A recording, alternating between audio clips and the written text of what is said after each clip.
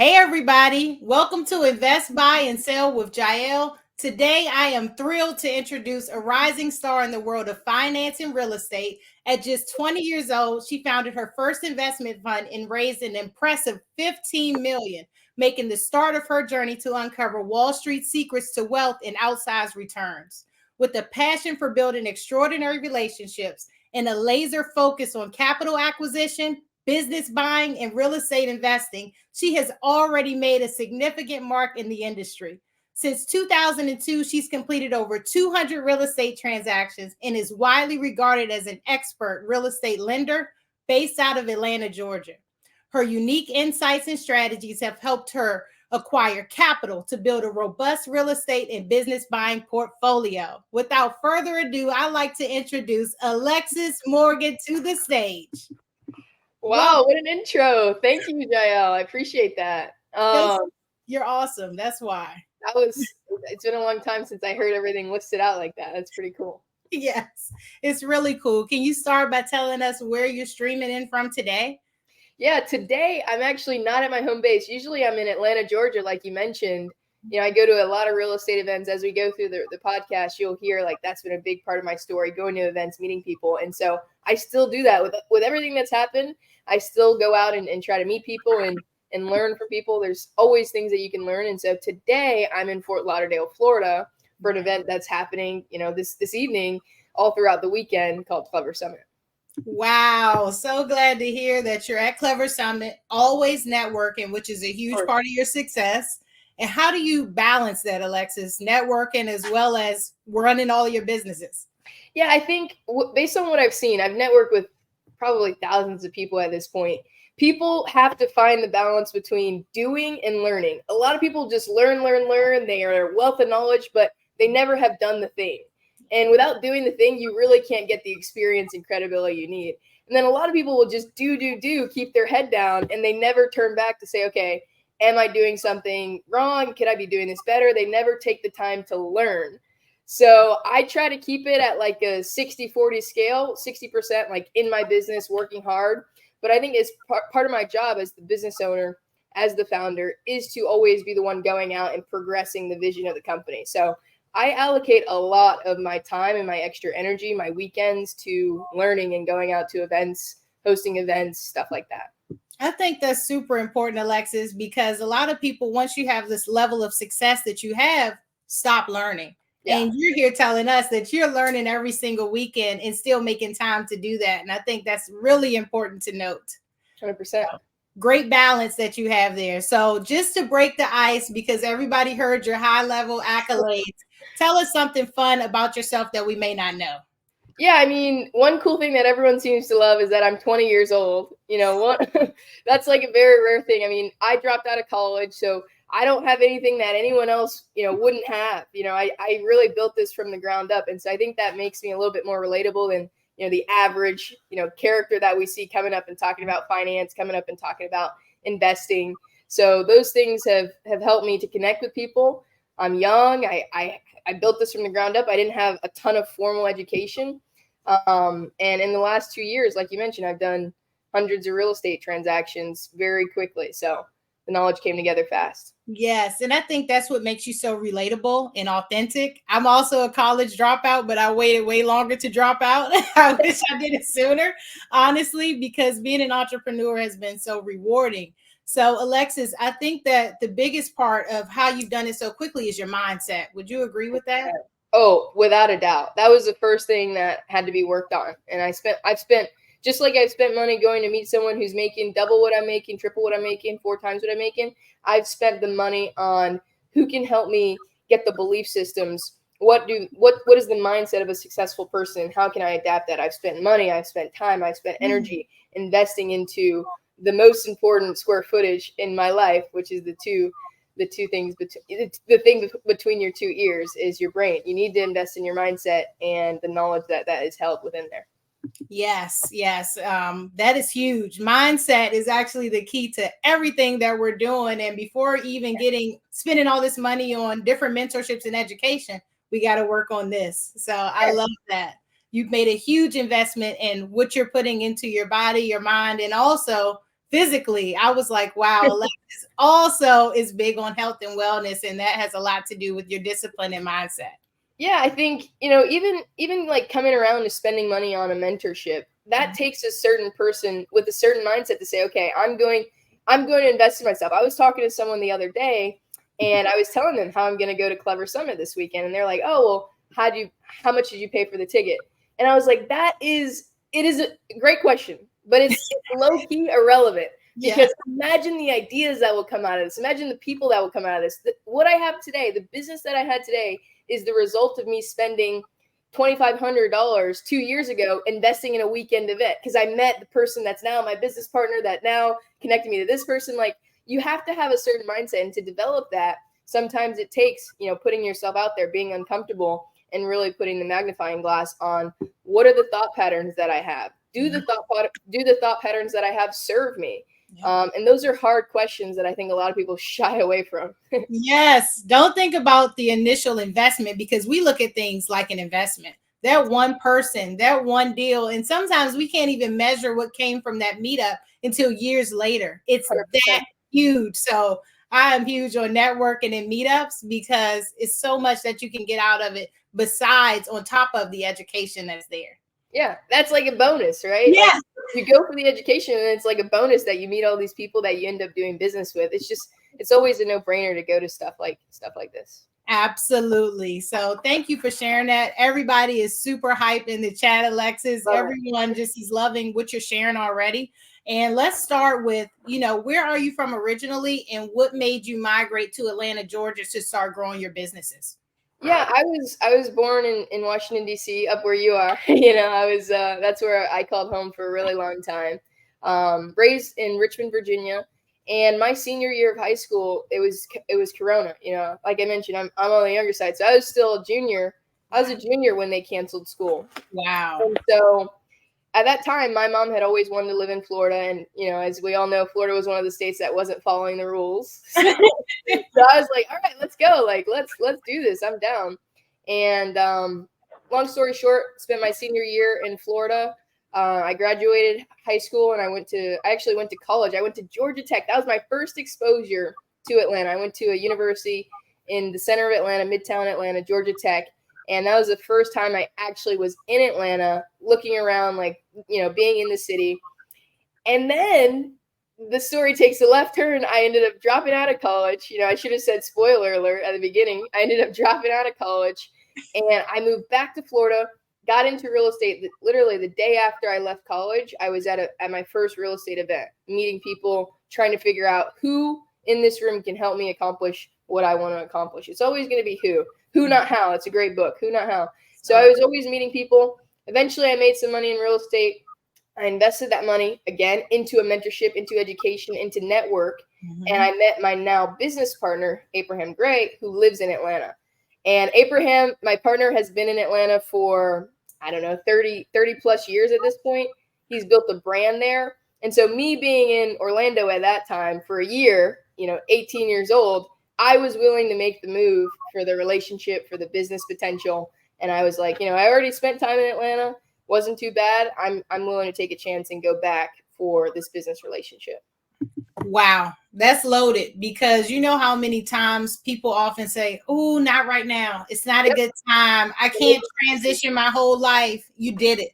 Yep. That is massive. And when you look back, it was totally worth it. More than worth it. It's probably exceeded your expectations of what was going to happen there. I could have never imagined this. Of course, we all write down our goals. Of course, we all have visions, but it's just incredible the speed at which something happens when you're around the right people. And if those people live 5 miles from you, 50 miles from you, or 500 miles from you, I promise you, it's worth the time to go spend with those people. It's worth the travel time to go and hang out around the right crowd. The power of who we're speaking with every day, what we're talking about, those conversations are different, and it makes all the difference in what we do next. So that was huge. I'm glad you shared that. So I want to rewind back to what you said about you actually already knew when you were dropping out of school that you were already going to get into real estate and going to a meetup and jumping right in and taking action. Yeah. So me a little bit about how you decided you were going to be an entrepreneur and where that thought originated? Yeah, I mean, growing up, I was never, super entrepreneur-like. I mean, in school, me and my brother sold candy, but we didn't have like this massive business that we ran. And so I always was a learner. I enjoyed learning. I enjoyed gaining more knowledge, bettering myself, but I never thought I'd be an entrepreneur. And so how did this come to be? How did I figure out real estate? None of my family's in real estate. I didn't know anyone in real estate growing up. So there wasn't anyone presenting the opportunity to me. What happened was I always loved to read books. Anytime I had free time, I'll be reading books. And when I was growing up, social media wasn't nearly as big as it is now. There wasn't any TikTok. It was just like you're either texting or you're doing something else. Like you're messaging your friends, you're on the phone, you're doing something else. There wasn't like endless dopamine hits of scrolling. I'm a book reader too. Yeah, that was like my thing. And so one of the summers I was reading, I was traveling to my dad's house. My parents divorced when I was really small. I was traveling to my dad's house and I took this fictional book that I was reading. I finished the book like way earlier than I suspected. And I had 2 more weeks at his house. And I was like, well, I don't know what to do with myself. Like I need another book to read. And so my dad had this bookshelf of books. And one of those books, I was just like going through the bookshelf, which one should I read? And one of those books was Think and Grow Rich by Napoleon Hill. Boom. And that book changed my life. That book, like, it restructured the way I thought about life. It made me realize that I can make this whatever I want to make this. And so that wasn't the click in real estate, but that was the click in personal development. And Yes. so I started researching, I started Googling what other books are like this. I want more. I want to absorb this content. And one of the sub items of that kind of genre was Rich Dad Poor Dad, which showed me real estate as the avenue, as the vehicle that could get me to that lifestyle that I was determined to get to. And also the law of attraction got you there. That first book brought you to the next book. Another great book for you guys is The Secret. It just talks about how we can create everything we want within our mind. And then the law of attraction will do the rest. So like you said, who, not how, the how will always come. So wow, Alexis. And to hear that you didn't even have an original passion to be an entrepreneur to where you are now is why it's mind-blowing, guys. It's all within you to do. So tell us a little bit about the businesses that you own now, the massive success that you've created, and you can just start from where it started and go to where it is now. I love it. So when I first began in real estate, similar to a lot of people who are getting started, I didn't know anything. And so the most valuable thing you can pursue is not a $5,000 check, $1,000 check. It's the knowledge. You need to know what you're doing so that you have the ability to duplicate it. If you did make 5,000 or 1,000, but you had no idea how you did it, what good is it, right? So I was determined to get the knowledge to build a business. And so how did I do that? I went to go and work for someone. So in the beginning of my real estate journey, I worked for a wholesaler who was buying and selling properties. And my job was to call the sellers and get them to sign a contract with us, get them to sell their house to us. And through that experience, I learned how to evaluate properties. I learned how to sell. I learned the skill of sales. I learned the skill of negotiation, going back and forth. What's a fair price? I learned so much, and I gained skills that I just legit didn't have before. And of course, you make money. If you're making money for someone else, they have no problem. Key tip here, golden nugget. If you help someone else make more money that they did not make before, they have no problem cutting you a piece of that capital. Yeah. Like I take the mindset of I can never be broke because I know how to create value for other people. Mm-hmm. And if I create value for other people that they didn't see before, I can always have a 50%, a 30%, a 70% of whatever value I'm creating.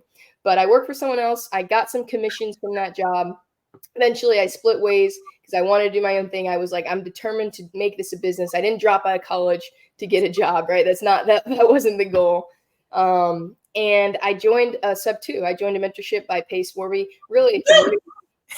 And I was able to meet and network with high-level entrepreneurs in real estate.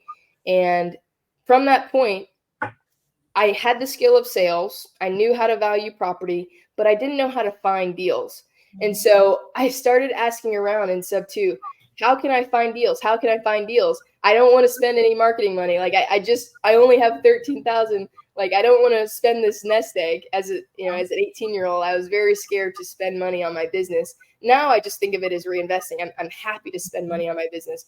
But back then I was afraid. So what they had told me at that time was, if you don't want to spend money, you have time and you know how to sell, I would go door knock foreclosures. They're the most motivated leads.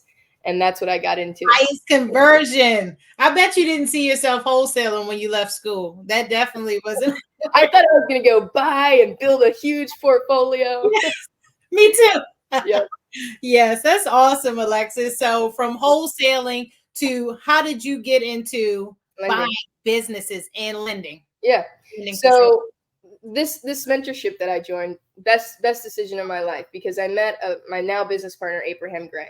When I met him, he was teaching masterminds on buying and selling businesses. Now he's bought and sold over 100 companies. Wow. He's worth over $100 million, largest exit. And so I was like, I want to learn from this guy. So I literally put everything real estate to the side to learn about buying businesses, to get involved in that world. And when I was studying this world, I noticed real estate has made the most millionaires by far. But private equity, mergers and acquisitions, buying businesses has made the most billionaires. And so I was like, with a B. Yes, with a B. And so this was a world I was super intrigued in. I was like, how does this work? How do these deals happen? Where do you find sellers? How do you value a business? Like, I didn't know any of that, right? And so Abraham was willing to walk me through all those things. Now, I ended up with this lending business back in the real estate aspect. But I've combined this aspect of business and this aspect of real estate and created this passive income business without ever having to own property, without ever having to manage tenants, manage trash, manage toilets. And game changer. Yes, that's the lifestyle that I always wanted. So Abraham taught me a ton about buying businesses. Ultimately, it wasn't something that I could take advantage of immediately. My knowledge base, my foundation was in real estate. So we came up with a way for me to make money in real estate. Lending, and I'm happy to tell that story. Oh yes, we wanted Alexis. I'm just giving these guys the build up because our minds were blown when we came to see you and Abraham at the Dealmaker event to learn about buying business. I was like, wait a minute, you're making way more money buying and selling businesses creatively as well. That was a game changer and also still helping people. Yeah. So how did you get to evolve to the lending piece? We do want to hear that story from learning that. Yeah, I mean, buying and selling businesses is so interesting. You can like double the value of a business in less than 6 months, in a month if you want. Like, there's so many creative ways to value a business and get paid out on it. Ultimately, I decided to go the lending route because one day I was in the office with Abraham and I was just, this is the value of hanging out with people that make a lot more than you, that are in different lifestyles than you, that you travel to go be around them. Because I was just inquiring. I was like, so tell me about, the investments that you do. Tell me about where the majority of your money comes from these days. And as long as you have someone who's willing to answer those questions, the answers to those questions for you as an individual who's trying to get on the come up, who's coming up, who needs the answers, it is life-changing. Access to that information is life-changing. And so I asked Abraham, and he mentioned that a good amount of his extra capital was deployed into what he calls private money loans. These are real estate loans to fix and flippers in the local market. I was like, okay, great. Tell me a little bit more about how that works. He's like, well, I typically will have at least $10 million deployed in this market out. I'll have it out on the street, lent out. And I'm typically charging minimum somewhere around 1.5% a month. And I was like, wait a minute, let me run these numbers. Let me run these numbers. You're telling me you have $10 million deployed and you're making 1.5% a month. So you're making $150,000 a month. Is that correct? He said, yes. He said, yes, minimum. But that's his side hustle. That's his side hustle. That's his side hustle. Exactly. So I was like, interesting. I don't understand. Why are you doing anything else? Why don't you do more loans? And he said something that was very important. He said, Alexis, no matter how much money you have, using your own money, you will run out. Wow. And I was like, okay, got it. Do your borrowers need more money? He said, yes, I turn down dozens of loans every month. Wow. Perfect. If I can raise money for this, can we deploy that capital at 1.5% monthly. It's like 100%. I'll take all the money I can get. And that's when it clicked for me. I had a network at this time since the beginning of my journey. I started on YouTube. I started messaging people. I started to build my brand equity. Who is Alexis Morgan? Anyone on here can go to my YouTube channel today and see me door knock, see me get doors slammed in my face, see me fail sales calls, see me go through the business buying aspect of my life. You all can see that. And so that trust that I built online allowed me to build a really strong network that when I reached out and said, hey, I'm doing lending with my partner, do you have idle cash that you would like to be earning on? A lot of people said yes. A lot of people said my money, Alexis. Said take my money. And that's when our business blew up. We started a fund, we started doing syndications, all these cool things. But that's how it kind of came to that point. There's a couple of things that I have to dive into. First of all, when you are around someone that you aspire to do what they're doing, you better have your questions ready. Anytime I can pick the brain of a millionaire or a billionaire, you better believe I'm ready. They're like this, question. But also, you got to listen to what they're saying. And the second thing that you did, well, really the third, it was the questions, the listening intently. Then you found a way that you could bring him more value. Yes. And from that is how you got to earn while you learned, because you didn't know everything, but you had already built trust and credibility with people from being valuable to them, just showing them things that you failed and succeeded at on YouTube, and being kind and paying it forward with value, Alexis. So kudos to you and shout out to everything you did to get to where you are. Thank you. Yes. Thank you. One thing I want to highlight that you said that's really important is throughout the journey, whether or not I had something to offer someone, I was willing to build relationships. I was willing to say, how's this going? How's that going? I was willing to say, what are you interested in? How can I be of service? How can I bring deals to you? What deals are you interested in? All those things really matter. And when you've been giving, and you turn around and you, for the one time you do ask, people are more than willing to work with you. They want to help you. They want to give you more than what you ask for. So just that good karma, the generosity, it always comes back. Here's another thing that I think people don't do once they do start making those connections and building relationships. Put them in the database. Keep track of who you're talking to. Keep track of what they're looking for, because you may get a call like, man, I'm looking for a house in Atlanta, Georgia. I needed to be 10%, to the person. And you're like, oh, I know exactly who I can get that from. And that is the power of actually leveraging the connections you make.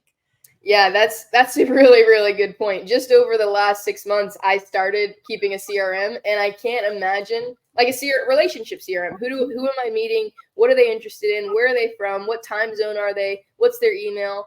And I literally cannot even fathom how many contacts I've lost. I wish I did that earlier. Me too. So for the people just starting, we just gave you like a 10-step head start. Yeah. Start documenting right away. I don't care if you got one person, put them in your database. You can start with a spreadsheet. Literally. It's that simple, because literally your CRM is your lifeline, and that's the customer relationship management. So Alexis, for your lending business, who is your target client? What is your target clientele? Yeah, I mean, we work with people who have made money, who are successful in whatever it is that they love to do. One of the investors that has invested with us, he goes out and buys apartment buildings, but his apartment buildings, they don't have cash flow for the first year, or it's a big payout at year 5. And so he wanted to put some money with us to get some cash flow in his life. Our deals start paying the first month after we loan the money. All of our deals have monthly cash flow. And so we really work well with people who have idle cash sitting around, $50,000, $50,000 to $500,000. I mean, some of our largest investors have millions of dollars with us. Wow. And what we provide is a peace of mind sort of investment. We're lending against real estate. And most importantly, we're lending less than what that real estate is worth in a market that we are an expert in. And so since we're the managers, since we're the operators, and we're doing all the underwriting, the investor gets a chance to enjoy monthly cash flow without the headache of going to acquire properties or the headache of chasing down borrowers. Abraham and I will back these deals, and we pay our investors every single month. So we work well with people who, like I mentioned, they love what they're doing. They don't necessarily want to create a whole real estate business, but they do want to be able to participate in some cash flow. Yes. So that is awesome. I think that's important to note. So when you say that it's markets that you're familiar with, what if someone comes for a loan in Idaho, a market that you may or may not be in? Are you going to do some research on that market, or are you going to tell them, no, this is not a market that we typically lend in? Yeah, I mean, there's two main reasons why we stay within 60 miles of Atlanta. Okay. Number one, when you are lending, you have to understand what that property is worth. If you have a property worth $100,000 and you loan $150,000 on it, if your borrower doesn't pay you back, you can guarantee a loss there. You can guarantee a loss. So you have to know, what is this property worth, and making sure that you're lending less than what it's worth, so that if your borrower passes out, falls off the face of the earth, dies, gets hit by a bus, you are going to make your profit. Yeah. Right. And it's hard to know every market of America. We'd rather stay in the market that we know, oh, on this street, it's worth a little bit less than on this street because this is the line where the school zone is. Like, you can't know those little small details about, more than a handful of markets at a time. The second reason is the foreclosure laws, the laws. I think people forget a lot of the times that laws change state to state, county to county, city to city. And so in the area that we loan in, if someone defaults on us, and trust me, if you do enough loans, someone will default on you, you can foreclose start to finish, start meaning filing the foreclosure, finish meaning auction, in 60 days max. That's the longest that it'll take. That's really good. In Idaho, it could be 12 months. It could be 6. One thing I know for sure is that very few states have 60 days. That timeline is gold. Yeah. And so there's not a long time where we're in the red losing money from a borrower who's decided, I can't pay this month. We can foreclose immediately, liquidate, and move on. And I think that's also important for your lenders. They're like, you being hyper niche also protects them as lenders. 100%. So sure, they respect that. And just looking in our market in the DMV, if you go to DC, one street to the next, it's totally different. You have to know that. If you live here, you would never know that. You're like, it's the nation's capital. No. If you do not live in that market, or invest in that market, or understand that market, you could miss huge things like that and be lending on a property that you think is worth way more because the property across the corner has an ARV of whatever. But if you're in that market, once you turn on Main Street, the area is no bueno. You only know that if you're in a niche market. Yes, that is wow. I mean, I had no idea that you were so niche down on where you're lending, but I think that's exactly why you all have so much success. Yes. No, great tidbit there. So Alexis, I do want to ask, what is your big why? You've had so much success already, so I can't even imagine what the big dream, what the big goal is. And when you do achieve that big why, how will you know what to do next, and that it's done, or you want to keep going from there? Yeah, I think something that's been important to me since I started is this whole kind of holistic mindset. You mentioned in the beginning, I'm huge value in health. I think health, wealth, relationships, mind, body, soul, those 3 trifectas are what's important to me. So yes, I love lending. Yes, I love helping people get a double-digit return on their money. Those things are great. But at the end of the day, the reason I'm doing this is to impact other leaders. I want leaders to lead better, with more empathy, with more enthusiasm, with more authenticity, all those things. And it's hard to always, there's no exact formula. It's like being a Christian. You can't just go out and teach people to be a Christian. You have to lead by example. And so that's my why. That's why I'm on YouTube. That's why I do lives. That's why I go on podcasts like this. It's like, I want people to see that the people who are climbing the ladder to wealth and eventually end up on top can be very good, giving, lovely people. And it gives people permission to do the same. I know for me, Abraham Gray, my mentor and partner, Pace Morby, Vina Jetty, people like Layla Hormozy, all these people who I watch and look up to, them putting themselves out there kind of gives me permission to be who I want to be and be my authentic self. And so I hope to pass the torch in the same way and impact other leaders. Wow. And you are doing it. It's already happening. But to hear that, real estate lending, business buying is a catalyst to the big goal of affecting so many other lives is huge. I love that. And was it a little bit scary for you getting started, putting yourself out there, being unapologetically you? Oh yeah, it's definitely uncomfortable. Like, for example, right now I'm wearing a dress because I'm going to a meetup. But in the beginning, I didn't have, I still don't have this like fancy wardrobe. So I would go to the meetups with like the nicest clothes that I had in my closet, and it just wasn't always as easy as it is now. You have to get uncomfortable. You have to go out of your shell. And eventually, the more and more you do those things, they become natural. The first time that I spoke on stage, I was, stuttering and nervous. And the first time that I was on the podcast, the same thing. But in order to grow, you have to be uncomfortable. And so definitely was uncomfortable, definitely was nerve-wracking. But that's the only way that you get ahead. You have to move forward. You have to move through those things. And I can second that. It was super, I was fearful to get started with this stuff, but looking back on the feedback and the people that we can impact, and not just now, for years to come, totally worth it. So anybody that's thinking about getting started, do it. Just do it. Fail forward, mess it up, but at least you're doing it. It'll get better as you have more reps in it. Yeah. So, yeah. One other thing there that I want to comment on is like having a personal brand online. I think if you have a business, it's always going to benefit you to have a personal brand. It adds lubrication to anything that you want to do. If you want to sell something, if you want to hire, if you want resources, people are attracted to people who lead. And so figure out, how can I become a leader? What aspects of myself do I need to work on to be able to be a good leader? Are my communication skills good?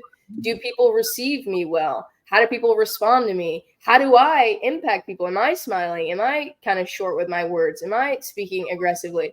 You have to be able to, and it goes back to what I said at the beginning, you have to be able to put the microscope on yourself and say, okay, how can I improve so that the world responds to me better?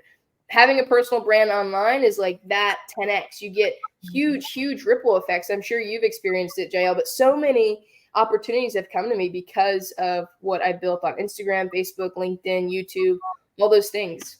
Yes. And I can't stress enough how many times we say and other people say, I'd rather do business with somebody I like.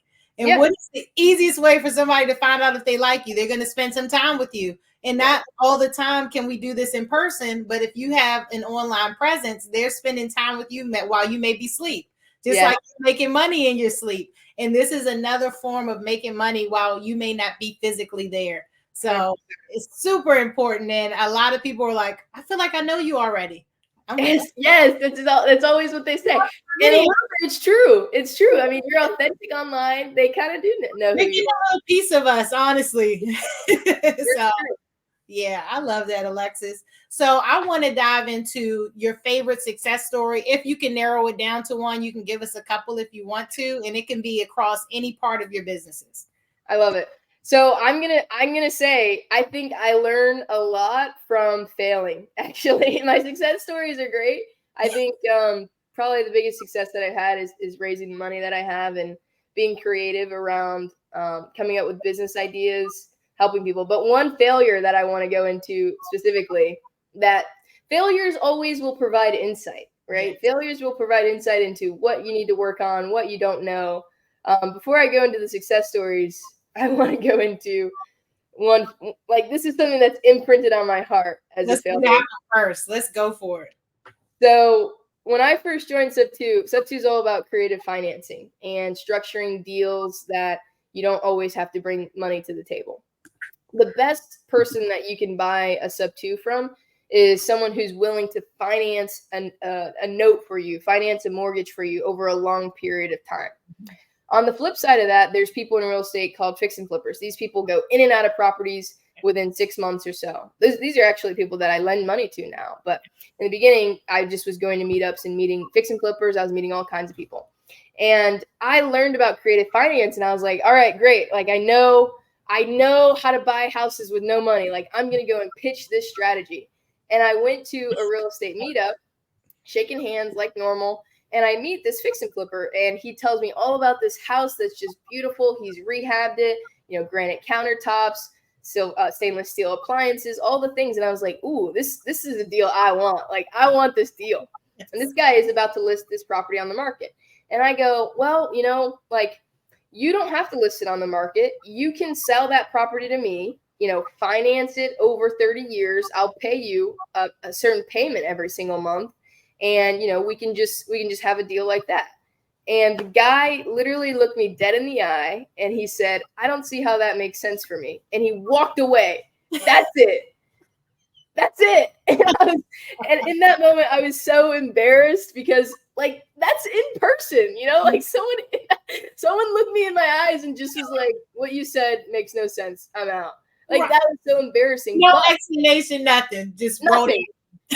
Rolled out, And in that moment, I was a little sad at first. I can't lie, that's normal.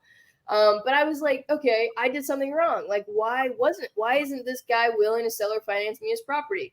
And I was able to go back. And when I was in the beginning of my career, I would go to these meetups and I would sit in the car for like an hour and a half afterwards, analyzing all the conversations that I had. Absolutely. Like, people responding to me. How did I do? Like, did something good come out of this? Because that's how you get better. You have to reflect. And I was just like, okay, what did I do wrong? Why isn't it a good fit for him? Was it me? Was it him? Was it both of us?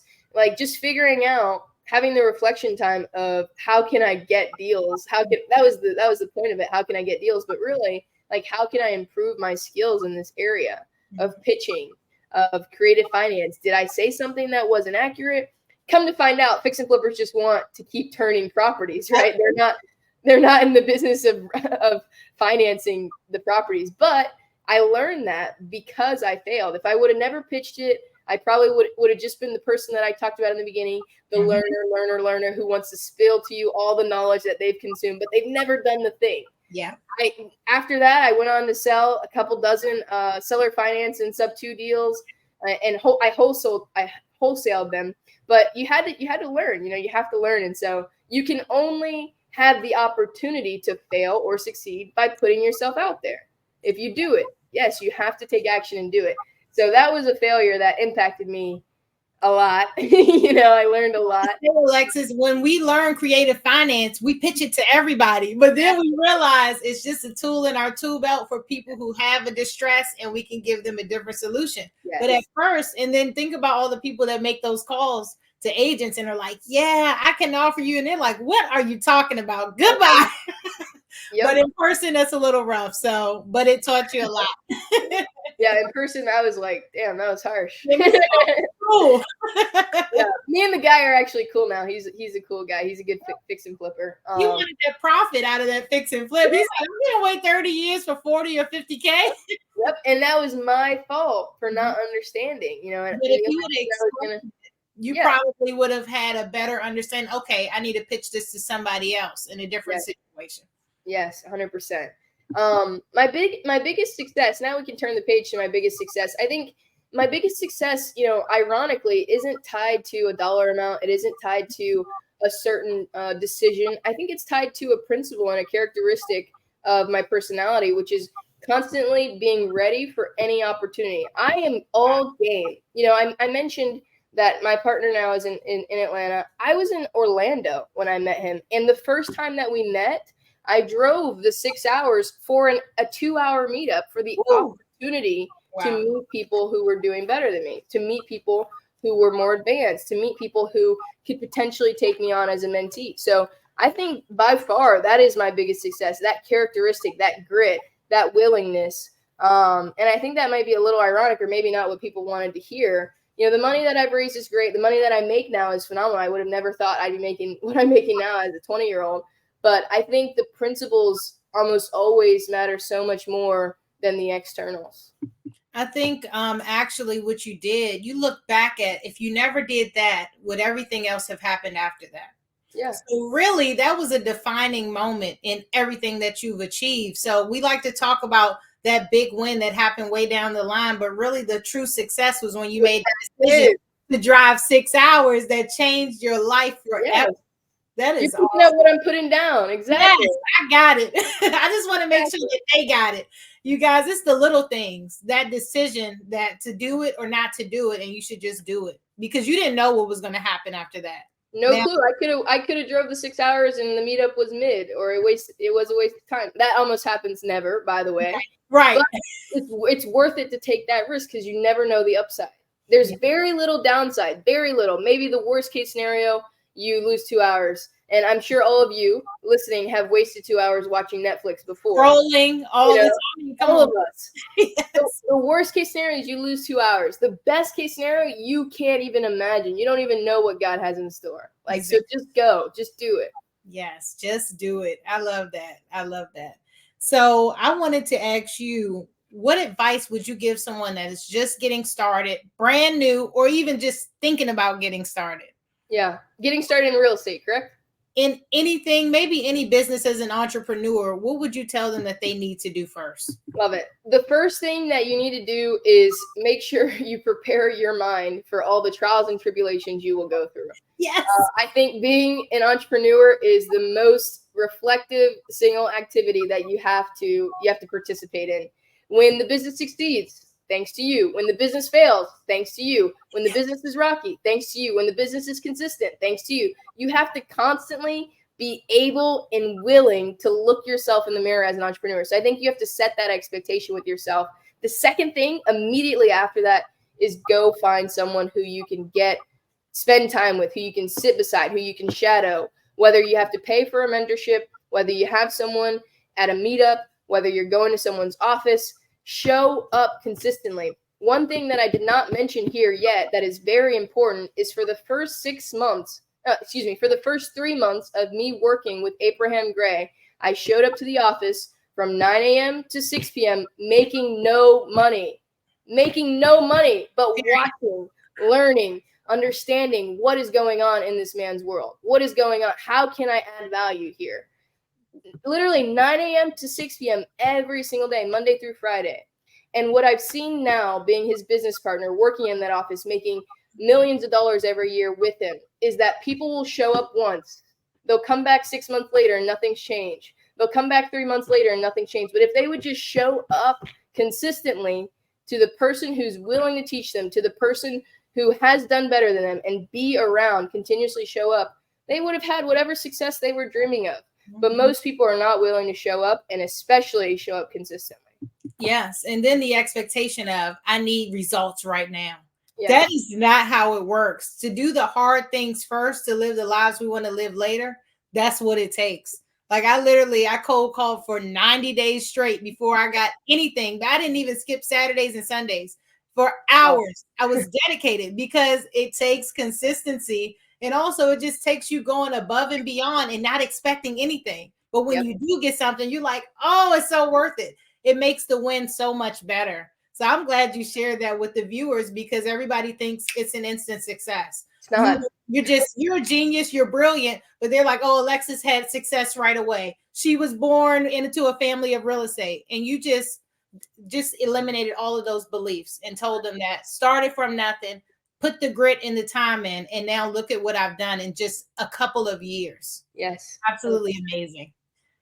So how can we help you reach your big dream of helping more leaders, your holistic approach? What can we do as viewers and the people who are going to see this later on do for you to help you achieve those big goals? Well, one of the things I've spilled a lot about myself here on this podcast. One of the things that you guys can do immediately is hit the freaking like button. Yes. We'll reach more people. Jael and I both have this goal: reach more people, impact more people, like this podcast. Subscribe. I've seen the other guests that Jael has on. They are incredible. So that's one thing for sure. On top of that, you can go and support me on social media. I think social media is the way that we can all connect, that we can all integrate. And that's the main way that I've seen myself. I've watched myself. I've strategically created my brand to impact a lot of people. So going and supporting my YouTube, going and supporting me on Facebook or Instagram or LinkedIn, all those things. And I'm 20 years old now. Who knows what we'll be doing and accomplishing at 40 or 60. So I'm excited to have met all of you guys at this point in the journey, and excited to kind of build the story together. Alexis, I can't wait to see what you do, because it's just amazing what you've already done. And like she said, guys, like, share, subscribe. Somebody needs to hear this. Yes. Somebody needs to connect with Alexis and change their lives and get the money they need to fund deals, and also lend money with her. Make sure you do all of those things. I'm so grateful for you being here today, Alexis. Thank you. Send me all of your social links and everything. Yes. We're going to plug it in the description, and you guys make sure you follow her everywhere and stay engaged. Love it. Thanks so much. Enjoy Clever Summit. Make lots of great connections. Will do. Thanks, Shale. Peace. Peace. Bye.